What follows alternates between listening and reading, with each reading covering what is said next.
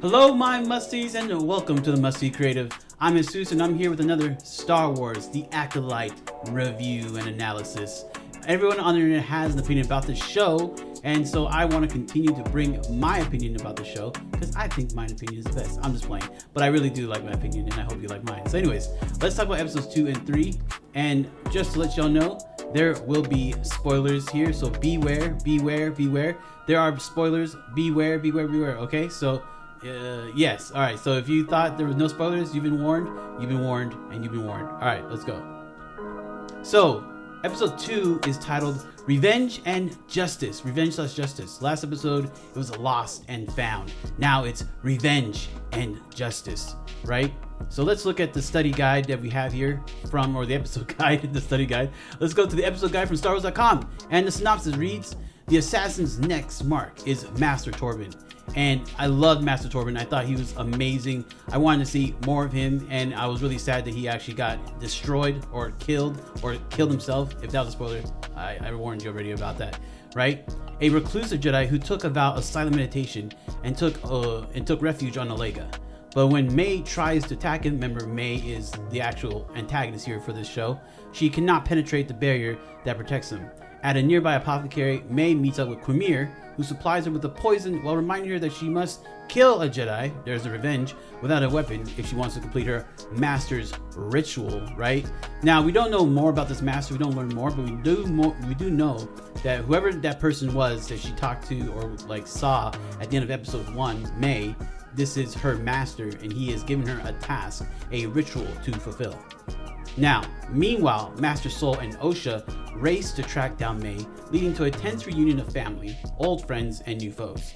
Although May completes her mission, and Osha confirms her suspicions that her sister is behind it all, Osha hesitates at a crucial moment and fails to help the Jedi bring her to justice.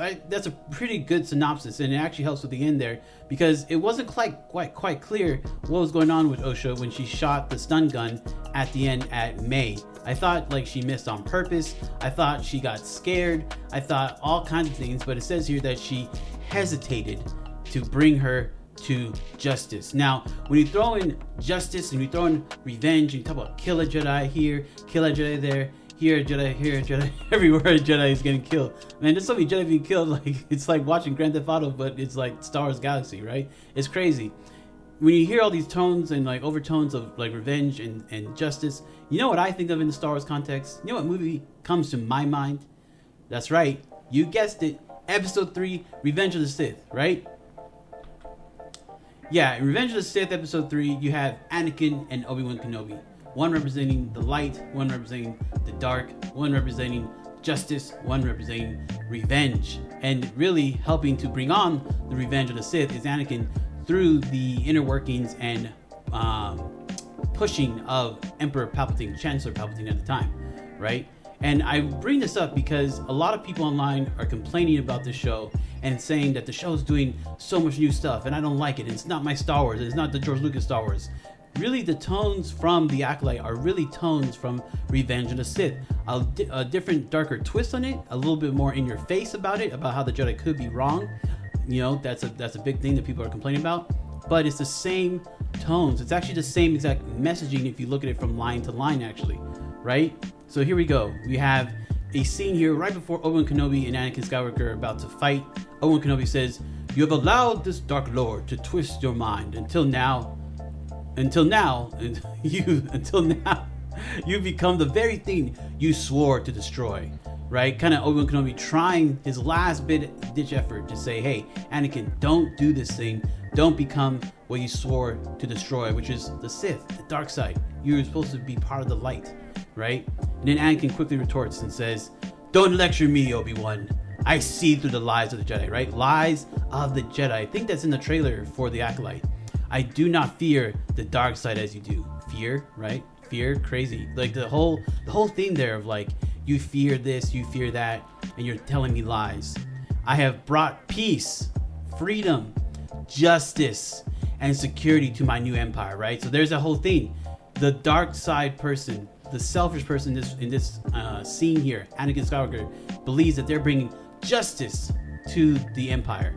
Now, And then after a couple more things, Obi-Wan Kenobi says, Anakin Skywalker says, if you're not with me, then you're my enemy, right? Going quickly to the absolute like truth for him that if you're not with me, you're my enemy. And again, it's crazy because that line is almost ripped, not almost ripped word for word, and obviously it's a different context, but from the Gospel of Matthew in the Bible, where like Jesus says something kind of very similar in that line. And I do believe George may have like ripped that out from the Bible and put that in that line. It's a crazy line. I wouldn't say epic because it makes me sad because I want Anakin and Obi-Wan to be friends here, not fight, but it's a line nonetheless. And again, if we think that May is being ridiculous, I mean, look how Anakin was being ridiculous in this movie, in this scene, in this like part of the storyline of Star Wars.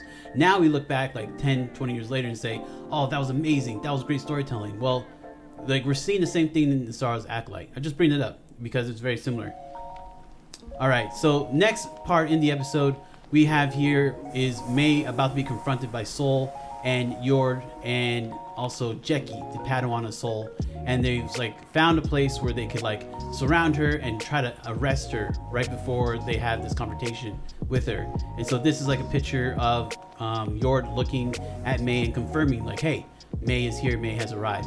Now right before this happens in the show, we all see that Osha wants to like confront May herself because she is still upset and holding on to the anger of like having May destroy her family and her home years ago, 16 years ago to be exact.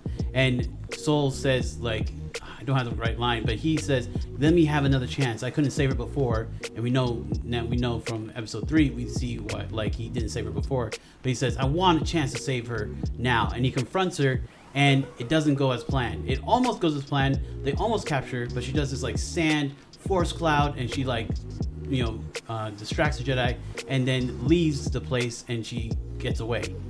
So before that sandstorm force use, Sol says this line that I thought was really poignant, and again taken from the Star Wars episode guide, which actually is really cool. Thank you starwars.com, thank you Lucasfilm for putting these out. He says, you have misunderstood the Jedi arts, your master has failed you, right? And it's interesting because I saw another YouTuber say that, oh, like the master that she had was some kind of Jedi master. No, he knows that this is dark side, this is a dark force user, this is selfishness, this is the use of anger and not of peace and of, I won't say love, but of justice, right? In the Jedi way. And Sol is trying to reason with her, kind of like Master Indara was trying to in their fight, to say, hey, let me reach out to you and logically and emotionally help you to realize, hey, not just like let's not fight, but the path you're going on is foolhardy because your master has failed you. Not just like you can't beat me, but your master doesn't even know really what they're doing because they don't understand the grand scheme of things in the galaxy. Now, some people might look at that and say the Jedi are being like too high-minded, but I think this is an excellent example of where people are saying the show is trying to denigrate the Jedi. But in this scene, in this line, you have Sol, who is like, in my opinion, the Qui-Gon Jinn of this episode, really embodying what is great and amazing about Jedi and about the Jedi Order. And so I love this line, I love this quote. So now I want to go through some comments I saw on other YouTube videos because I thought they were amazing in many different respects, and they give kind of like a through line into what fans are experiencing the show and what they're thinking about the show. So this first comment says, and actually this is actually kind of a funny one. It says, you could tell the ship she was working on was not OSHA compliant. Now this is, I think, from episode 1 when we find that OSHA is a mechanic working on a Trade Federation ship. I just thought it was funny. I just wanted to include that comment. I thought it was great. And then you have the second comment here, a little more serious here. The question is, who is sending the Force visions to OSHA? Again, this is more of episode 1, because it's clearly not May who thought she was dead, right? We find out in episode 2 that she thought that she was dead. And so, like, the Force vision that OSHA received at the end, or towards the end of episode 1, realizing that, hey, May is alive, and it could be her that actually killed Master Indara, that revelation. Like, she got a Force vision from somebody, and it could not have been May, because May would not have thought to send it to her, knowing what we know now, that May thought OSHA was dead. And that was actually really great insight that I haven't heard any YouTuber talk about. So props to whoever made this comment, because that was really, really good insight. And then the last comment here, kind of, again, more poignant, a little more serious. There are things about the show that irked me as a longtime fan. And I actually, after seeing episode 3, I can kind of understand where this fan is coming from. But I gotta say, these first 2 episodes felt like Star Wars to me in a way the franchise hasn't felt for some time. And that's where I'm at. Like, there are some stuff that are not the best in this show. It's not The Mandalorian. It's not Andor. It's not even Ahsoka. But it's better than Obi-Wan Kenobi, and it's better than Boba Fett, and it has some good Star Wars stuff in here. And then the rest of this comment says, even the way some things were shot felt very prequels to me, which I've grown to appreciate more over the years. And that's what I love about the show. I thought in episode 2, the fact that you have a Jedi temple outside the Jedi temple on Coruscant that you saw the Jedi go to and congregate and like actually work together. Master Torben with his Force Bearer was amazing. And then the fact that you also have the Jedi working together to try to question Quamir kind of felt a little bit like Obi-Wan Kenobi and Anakin in episode 2, trying to do a little bit of sleuthing and detective work on Coruscant before they had to split their ways. And like obviously Anakin going with Padme and Obi-Wan Kenobi following after the Count Dooku trail, right? So I thought that was a really good comment, and really appreciate this fan sharing that, hey, it's okay to not like things about the show, but also realize that there were some Star Wars things and are some Star Wars things that are about it. Like one of the best things that was really great about episode 2 was the ending that we saw Kel Naka, a Wookiee Jedi. I don't know why more people aren't freaking out about this. I've always loved the Jedi, the Wookiees, and I always loved the Jedi, and to have a Wookiee Jedi just makes sense. And it's cool because he doesn't look anything like Chewbacca, which is amazing because sometimes it always felt like all the Wookiees looked a little bit similar to Chewbacca. And Kanaka looks nothing like Chewbacca, and Kanaka is a Jedi, a Wookiee Jedi. And I just think it's amazing because especially how long Jedi live or Wookiees live for, and the fact that he's a Jedi, it makes him a real powerful Force sensitive user. So I thought that was really cool and a great way to end episode 2. So in the end, my conclusion for this episode is that it's a great episode. I thought episode 1 was just good, but I really enjoyed the foundation of it. I think episode 2 was great, and I really, really enjoyed it because, again, even though I didn't like that Master Torben got, killed himself, that's just really sad to me. But I really enjoyed his interaction with May and the fact that she tried everything she could and she couldn't knock down this powerful Jedi Master. And then the fact that Sol had an epic fight with with May, and also the inner workings of the different Jedi working together. Jeki's conversation with Osha on the ship, Osha's conversation with Sol on the ship, more Yord Fandar doing Yord Fandar stuff, which is just awesome. I thought it was a really great episode. And even Quamir, who would have thought? Quamir, he was actually pretty cool too. So that was my thoughts on episode 2, Revenge and Justice. Now, let's get to episode 3. Yes, like I said, an excellent ending for episode 2, a great episode and an excellent ending. So episode 3 is called Destiny, and Destiny goes away from the pattern of having one word and then / another word, right? So we had Lost and Found, Revenge, Justice, and now we just have plain old Destiny, right? So I don't know if that's like, if there's an extra meaning behind that in the sense of like we're going away from the patterns, but obviously as you find out in the episode, this whole like 2 and 1 are a big deal in this show, and Leslie Headland and her writing team and the show and the whole production really are big on this 2 and 1 and 1 and 2 and all this kind of stuff that's going on.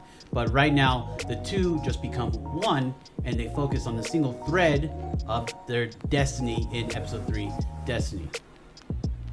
So here is the episode guide's synopsis, set 16 years prior. So we were in the future before with the first 2 episodes. Now we go back 16 years in the past. Osha and May's past unfolds on the world of Brendok, the twin daughters of Mother Anastasia, who was really epic, great acting. I love her entire look. I love her demeanor. I think this character is really awesome.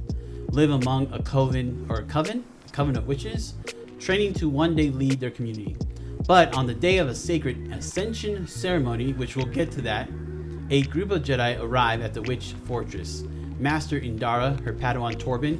Okay, I just want to highlight here that Torben is a Padawan, and then 16 years later, he becomes a Master. That's got to be one of the fastest career paths that I've seen in a Jedi. I think it's maybe even a little bit faster than Anakin, because he didn't get the rank of master. He only got to sit on the Jedi Council, and that was only because Palpatine forced it, and Anakin was a chosen one. So I thought that was pretty crazy. I really would love a series of just Indara and Torben going on adventures and seeing Torben just go to work and see why he was like so powerful in the Force, and why the Jedi thought well enough of him to say, you are a master now.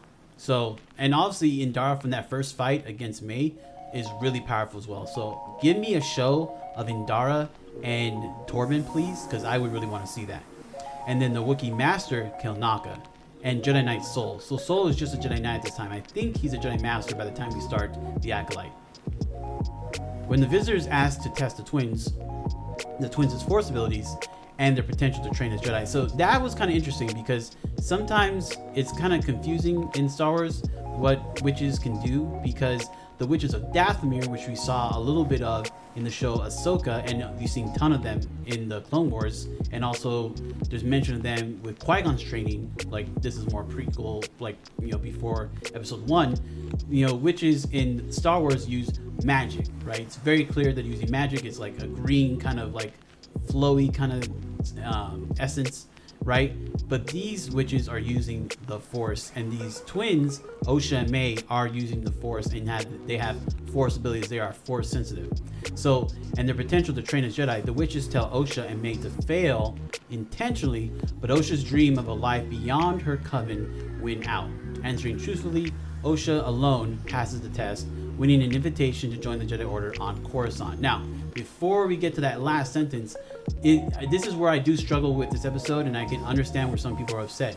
I don't quite understand why, one, the Jedi want them as students when we have this tradition based on episodes 1 and episodes 4 and 5, I think, too, where we talk about Padawans getting training when they're too old, and especially when they have familial connections and go through heavy trauma, like Anakin Skywalker in episode 1, that they're forbidden by the Jedi Council to be trained by an official Jedi, and actually deemed as a potential threat to the Order. And so it's kind of weird that the Jedi showed up all of a sudden to say, hey, we want these kids to come and train at the Academy.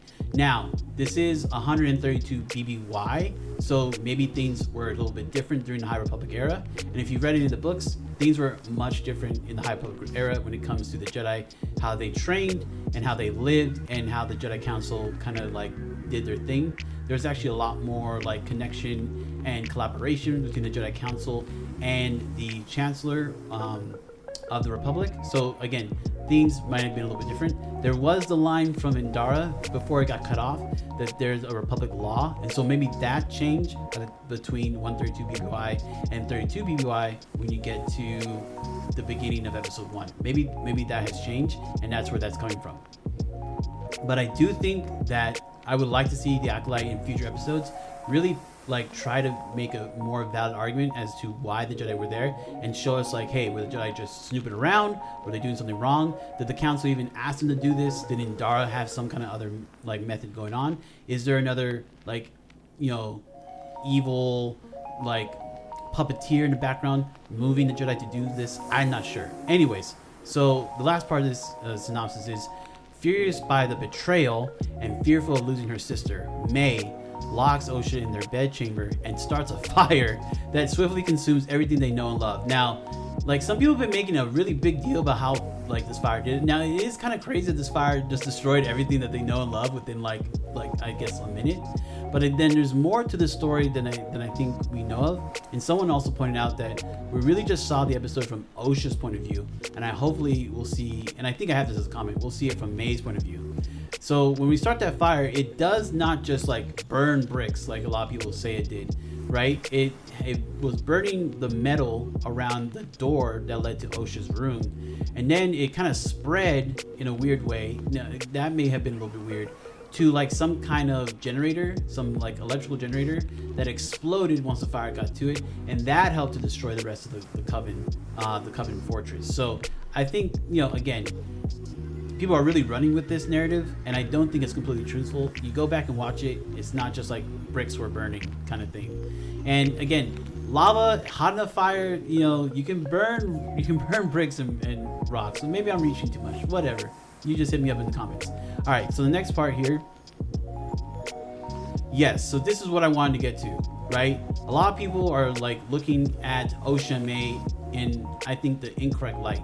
Even though they're twins, you can look at them more like Azula and Zuko from the last Airbender series. Now, I know I didn't say spoilers for this show. If you don't know about this show, what happens, I'm sorry. But essentially, they're brother and sister. I think Azula is the older one. And they have this like really like big rivalry between each other. They're always fighting, like literally fighting. Azula tries to kill Zuko, I think at least one or two times.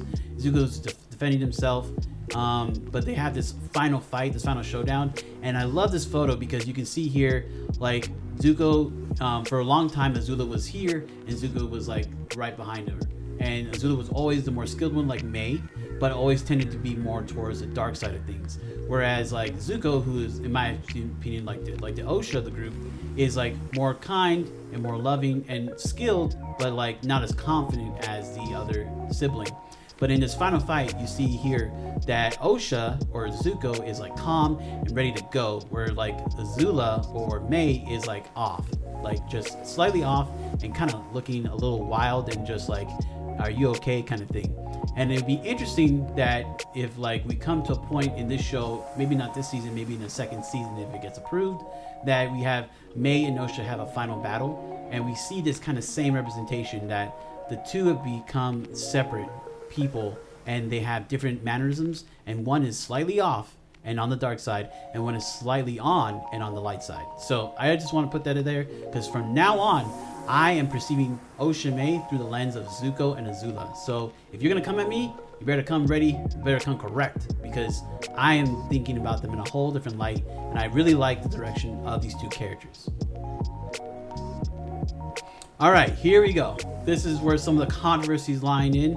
People are flipping out because Osha and May have two moms. That's right, they're in a lesbian relationship, and they're acting as if this is impossible in a Star Wars galaxy.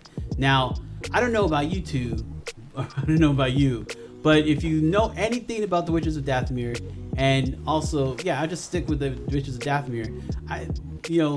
There weren't that many men to go around, and if there were, all the witches weren't doing anything with them. So I don't think Mother Talzin was like trying to talk to some men. Mother Talzin, if she did get down with anybody, was probably getting down with another woman. So this is not like unheard of in Star Wars. These witches are in a group together, and yes, these two seem to be in a relationship with each other. But even more importantly, Mother Anastasia, who's on the left here, and then Mother Coral, who's on the right, have this bond because they helped to bring the two twins, May and Osha, into the world. Where Mother Anastasia did it with the actual, like, I don't know, not bending, but like pulling of the threads of the Force. It's implied that she used the Force to bring them together, and Mother Coral actually like had them in her womb and carried them to term. So it's not even like it's not even true or even really said that they're like really into each other. I think their affectionate touch that they had in the episode, which was just, that's all it was maybe more along the lines that they were parents or were our parents, and they helped bring these two children into the world and help raise them, right? So I think that's really more of what it is, in my opinion, and it's nothing to freak out about because, again, Star Wars has a lot of these other relationships, and yeah, I'm just gonna leave it at that. I don't think it wasn't triggering for me, and I don't think it should be triggering for anyone else if you know Star Wars. Again, all this stuff has been set up in the Clone Wars, so rewatch the Clone Wars and look at all the Mother Talzin stuff. Look at the Witches of Dathomir in the Ahsoka series. Just look at all that stuff.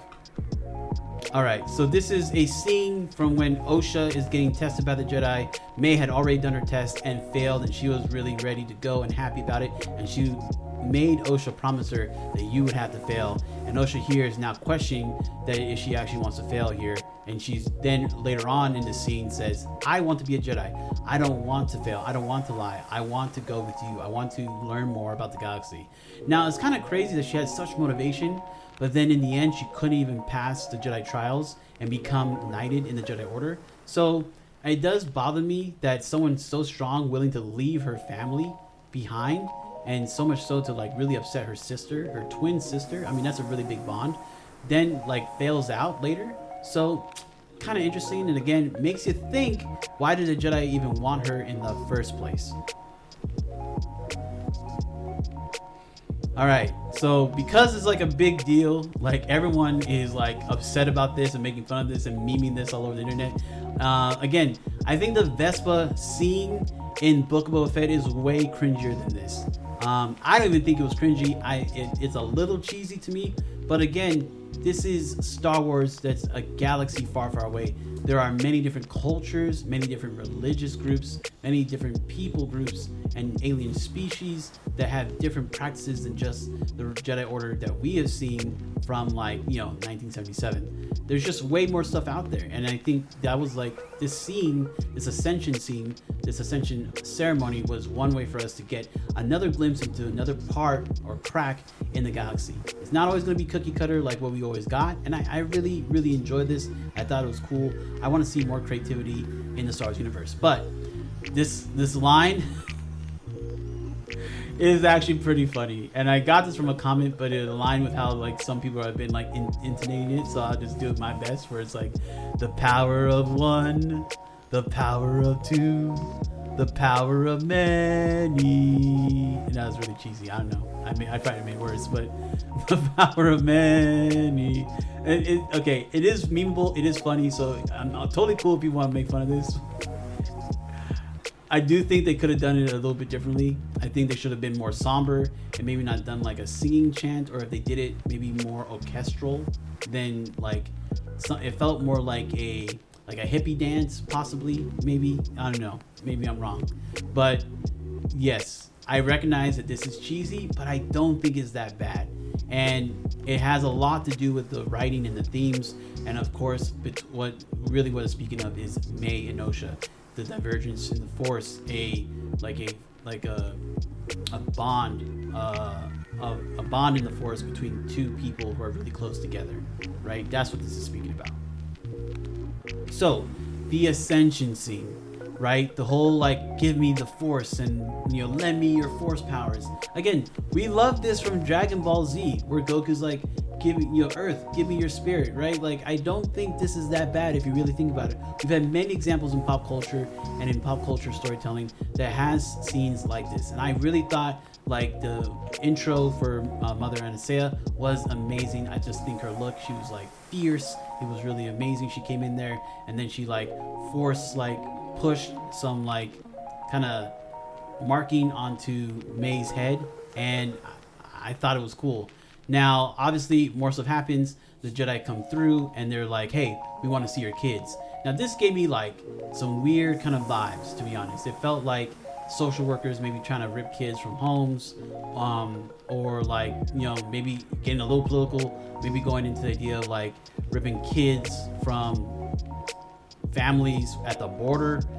I don't know if that's what they were trying to speak to or something like that. That maybe the Jedi were kind of like, not just all like, we've had episodes in Clone Wars where they're saving babies from Chancellor Palpatine, who's trying to find children that are Force sensitive and then manipulate them into being dark side warriors for him. And so we had this like cuddly version of the Jedi, just like, hey, we just show up and we make your kids' lives better, and of course they want to be a Jedi. Who wouldn't want to be a Jedi? This may be the dark side of it that we just never got, and so I can see why people can be a little upset, because this is not something we've gotten before, and it's kind of like makes the Jedi seem kind of creepy and like they're child snatching, right?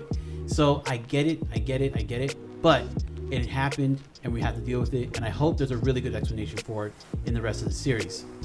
All right, so I have these two quotes here with the pictures aligned with the quotes, and again, on the far right you have Mother Anastasia just showing up and looking fierce. I just thought she, like, the whole look was amazing. A lot of hair, it's a lot of hair, but I think the look is awesome. Not something we've seen since like Padme Amidala as Queen Amidala. I thought it was really cool. And she says here, the galaxy is not a place that welcomes women like us. And I know people have had a problem with this line, but to be honest, like, if you look at how the witches of Dathomir have been treated throughout by the Jedi Order, right? Whether you agree with their methods or not, these witches of this coven, That's probably, they said that they were persecuted and they ran to this place, and there's not that many of them. As you can see, there's really not that many of them. When you see episodes of the Witches of Dathomir in the Clone Wars, there's like at least 100 of them. There's like a whole bunch of them, and they're like running around being ninjas and all that kind of stuff. There's like maybe like a couple dozen at the most of these women here. So I think they, from their point of view, they've been persecuted and they don't believe the galaxy would accept them. You don't have to believe them or hold that as truth for you, right? This is just Star Wars. This is just a story. But from their point of view, they don't believe they would be accepted by the Jedi. And based on the Jedi in this group, from this scene, from this episode, I kind of see their point. They want to take away their children from them. And they're like, hey, we didn't just like birth these children. We created these children. They're part of our culture. And this leads me to the second quote, which I think is a quote of the episode and probably maybe the quote of the show. And I think it's actually one of those quotes that stands up with like, and this is how democracy falls. And I love this quote from Mother Anastasia, where she says, this isn't about good or bad. This is about power and who is allowed to use it. And that has been a big deal, I think, that has befallen the Jedi in the past.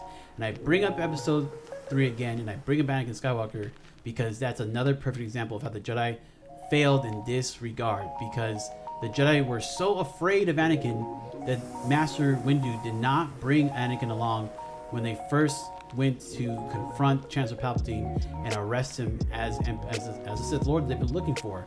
And if they had, we all know that would have ended a lot differently and the galaxy would have been saved that day. But because of their fear and because of their not wanting to give more power and influence to Anakin Skywalker, who was becoming really popular because of the war, the Clone Wars, right?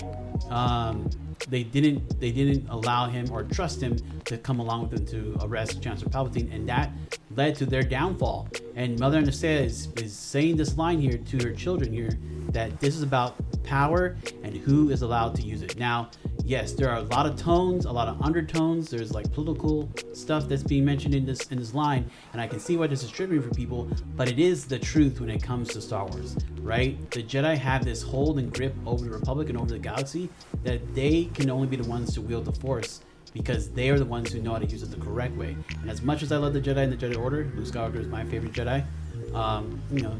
Now it's Luke Skywalker and Ahsoka, but anyways, I love Jedi.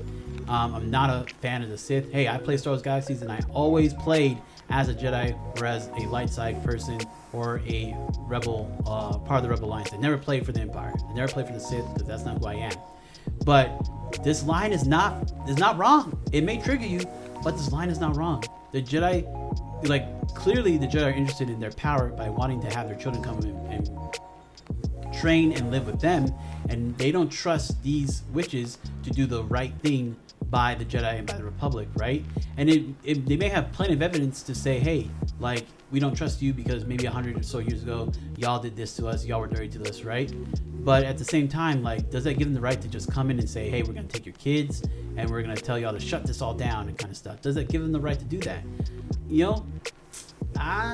That's kind of a gray area, right? So it's kind of interesting. I love this line, and I think the actress who played Mother Anastasia just did a great job delivering these lines and great job in her scene work. All right, we have some more comments here. Let's see what we got. Oh yeah, this comment. Remember when the most hated thing about Star Wars was Jar Jar Binks? We didn't know how good we had things. Yeah, I remember those days. And I was a 9 or 10 or 11-year-old when episode 1 came out. And I remember years later going to work at my first company and getting trashed on. I got dogged on for liking the prequels, right? By older Star Wars fans. And now everyone's come around and like, well, we like the prequels, now we don't like 7, 8, 9, right? I remember those days. I remember when you used to get trashed on the forums, trashed on YouTube. They used to have the those YouTube videos by those YouTubers that would just trash the prequels to say, this is how terrible they are, right? And you know what? All I gotta say is, history is repeating itself once again. I'm not saying you have to like 789. I'm not saying you have to like the Acolyte, but let's be respectful to each other. Let's not trash people for liking things. Let's not trash the actors, or the producers, the directors, or the writers. At some point, maybe they'll make something that you will like. I think they have, right? We all like Andor. We all like The Mandalorian for the most part. And I really love Ahsoka. So I think they're giving us stuff that we like, but maybe not every show is going to be exactly what you want it to be. So yeah, I remember Jar Jar Binks, and I also remember that people, not myself, hated on him so much, and I'm speaking to you older Star Wars fans, hated on this man, the actor, so much that he almost killed himself. All right, so let's take that into thinking that we need to relax a little bit. Now this was another interesting comment, and I saw some other comments that I didn't even want to bring up in here because I thought like this is getting a little too much. But this comment was saying, why can't anyone just have a father? I don't know, because that's how we start good foundational storytelling. Give them the loss of something, give them something they never even had, right? And we can see with Osha and Soul's relationship, Osha for a while looked at Soul as a father figure in her life, right? So there are ways to insert father or father-like figures into the lives of characters. But I feel you, like it's Father's Day. I get it. Like maybe like you want to see a character start with the father, maybe not have the mother around. Yeah, that's totally cool. That is totally okay, right? But it doesn't mean the show is bad because it has mothers and not a father to get started. Hey, Anakin Skywalker just had Shmi, and he turned out well, he turned out okay, I guess, in the end, right? And Luke had no mother and father, just as Aunt Beru. Luke, and well, he turned out good. He turned out good. So it is what it is. It's a thing in Star Wars. It's a thing in popular culture storytelling. Hey, it is what it is. All right. Now I think this is more important. I kind of mentioned this already. The flashback was from Osha's point of view, which is why there are gaps in the story. And the gaps are what happens between when May lights Osha's room on fire, which is just crazy to just think about. May is like there may be something that the Jedi did, but May is bad and she really needs help. That's all I'm gonna say. She needs help, which is why there are gaps in the story. I'm sure we'll see it from May's perspective for the full story of what happened that night. And that's why I have these comments in this presentation, because man, y'all, like, there's a lot of hateful comments and there's a lot of crazy comments out there on YouTube, but there are some really good, thoughtful comments that make you think like, wow, I never thought about that. And I'm not hearing anyone else on YouTube talk about this. So again, like I said about episode 2 and the comments from that side of the presentation, great job. Whoever asked this question and put this comment, whoo, you're thinking, because I'm still excited to watch the show. Oh yes, here we go. So this is again what I wanted to bring up: the themes and the tones and the messages, and like you get down to some of the, even just the words themselves are not just like something that are coming out of nowhere and into Leslie Headland's mind and then into the Acolyte. Some people are saying that she hasn't watched like Star Wars. I mean, like, if she hasn't, then she's doing a really good job, in my opinion. This is straight out of George Lucas' mouth. Supreme Chancellor says, "Remember back to your early teachings.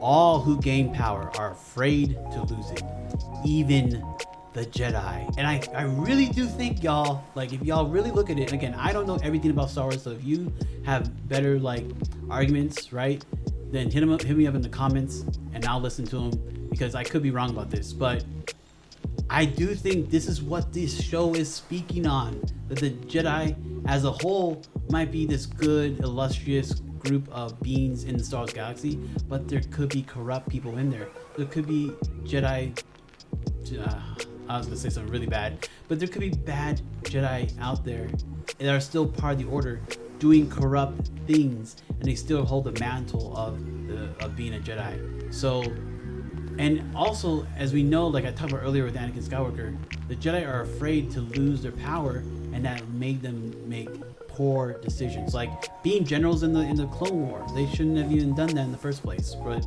I love this line. It speaks to so much stuff, like even outside of Star Wars. And even though I'm not a fan of Chancellor Palpatine or Palpy, I think he's one of the most evil villains, and he's just like a terrible, terrible being. And I'm glad he died. But he was speaking truth, though. I mean, he was speaking truth, like everyone, right? Because remember, the Jedi aren't angels. They're not God. They're not Jesus or anything like that. They're just beings that are fallible, that are mortal, and even they are afraid to lose their power. And I just thought that was epic, and I wanted to leave that here just to talk about with y'all. Oh, yes. All right. Now, if you know Naruto, you know where I'm going with this, right?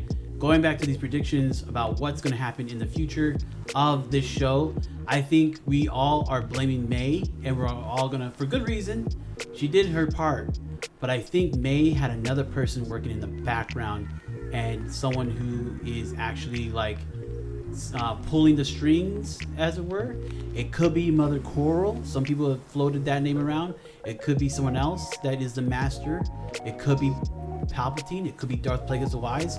And I hope the show goes in that Darth Plagueis the Wise, Palpatine's section.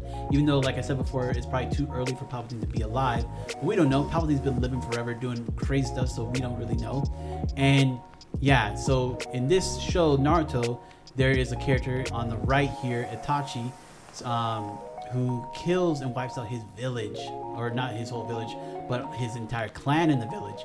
But when you go into the story, you just think, oh, he just did it because he was just crazy and he was just like buck wild or whatever, and he was just like a destructive, evil person. But then you find out that he had to have help because, like, yeah, I had a lot of people to kill in one night. And it actually turns out that it was someone else all along, and it was this guy on the left, Madara Uchiha, right? This dude in the shadows helping Itachi do all the murder stuff and kill all the other people of their clan, right? And why did they do it? Because they thought they were weak. And that actually makes me think it is Mother Coral, because Mother Coral was disputing with my mother and said she was being too soft on the girls and that she wasn't leading correctly. But she was like, hey, you know what? I'm defer to you as my leader. But in the background, I'm gonna have May kill Osha, who is actually truly loyal and truthful in the end, even though she might be a little weak. And I'm gonna kill you because I think you're gonna get us all killed. And I'm gonna make sure that the Jedi are blamed for it, and then manipulate May while I train her in the background to come and take out those Jedi and take on our domination. That makes more sense to me now. And if that happens, that's big brain, Leslie. That's big brain. And I think all y'all would be like, dang, that was actually pretty cool. You know, like that was actually pretty nice. Like they actually weren't trying to like knock down on the Jedi. They're just trying to give us a really good story from the dark side perspective, which is all what we wanted, but we always complained about things. Yeah, that's right. So big brain. If I'm wrong, I'm wrong. But that actually might be the coolest thing. Actually, I will say this. Because it's an average episode because I don't think there's a strong case for why the Jedi need to take the children, right? So that was a little funky. I agree with y'all internet about that, but it wasn't terrible. I don't think the show's trash. I think the show has strong direction and it has a strong message that's being consistent. Now we'll see what happens, because around this time of the book of Boba Fett, it went into a crazy another direction, and it should have stayed on this Dune path, but where it had the whole Tusken Raiders and the Tusken Raiders taking over the planet of Tatooine or Arrakis, whatever, you know, and that should have been the direction instead of going in the direction they did with the Vespa Kids and the Power Rangers. But if they keep going with the directions they're going on and keep Osha and May at the center of it with this kind of crazy mystery about what happened on that day on Brandok, which I think we're gonna get in the next or either not in the next episode, we'll probably get Kanaka, and the episode after Kanaka we'll probably get another flashback from May's perspective, and then we're really gonna find out what's really gonna happen. Man, y'all, I think we're in for a good show. All right, so be patient, be chill, be respectful, and that's really what I want to talk about. I hope you enjoyed it. I know I talked for a really long time, but I had a lot of thoughts and opinions about this show, and I wanted to share with y'all. So thank you so much, and peace. Goodbye.